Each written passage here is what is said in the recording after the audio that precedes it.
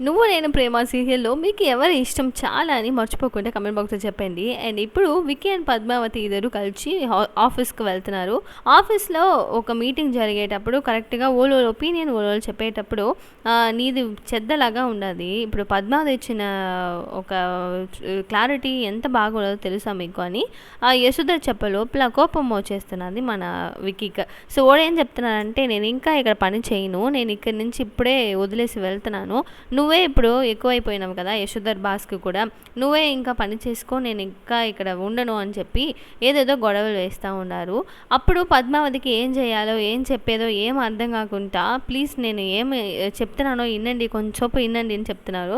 అప్పుడు బయట వచ్చిన తర్వాత మనసులో ఏం కోరుకుంటున్నానంటే, నేను నిన్ను అంత ప్రేమిస్తున్నాను, నువ్వు నేనని ఇద్దరు ఉండేటప్పుడు నువ్వు ఒక ఒపీనియన్ చెప్పేటప్పుడు అది తక్కువగా ఎవరు అనుకోకూడదు, నువ్వే ఫస్ట్ ఉండాలి, ఎప్పుడు నువ్వే గెలవాలి అని ఒక కోరికలో బయట వస్తున్నాను అని చెప్పి మాట్లాడుతూ ఉన్నారు లోపల. సో ఇంకా జరగబోయే మ్యాటర్ ఇదే. అండ్ ఇంకా ఎట్టపోతా ఎపిసోడ్స్ వెయిట్ చేసి చూస్తాం. మీరేమే అనుకుంటున్నారని కమెంట్ బాక్స్లో చెప్పండి. Thank you, bye.